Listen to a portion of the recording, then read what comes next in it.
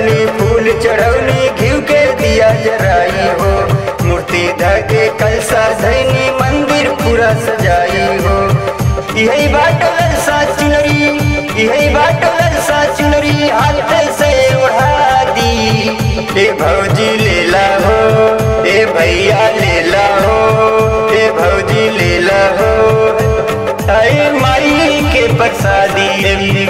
ए भौजी लेला हो, ए भैया लेला हो, ए भौजी लेला हो, अरे माई के प्रसादी।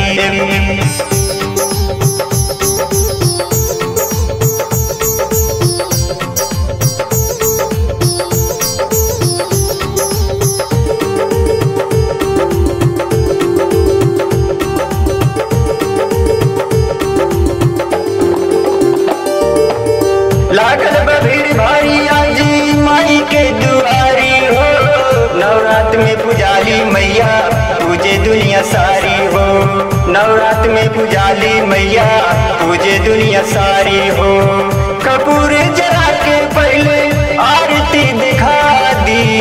एक काका लेला हो, एक काकी लेला हो, एक काका लेला हो, अरे माई के प्रसादी।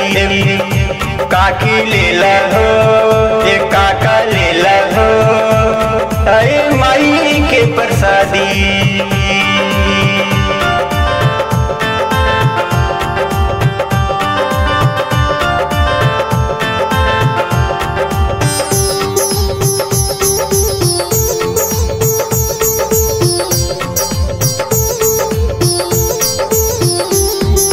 जब से चढ़ल बा नवरात्र हमरो मन हर्षाइल बा।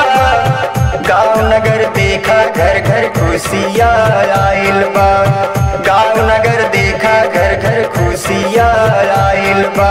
दूर से आए महेंदरी, दूर से आए महेंदरी, सर्व पूजा करा दी।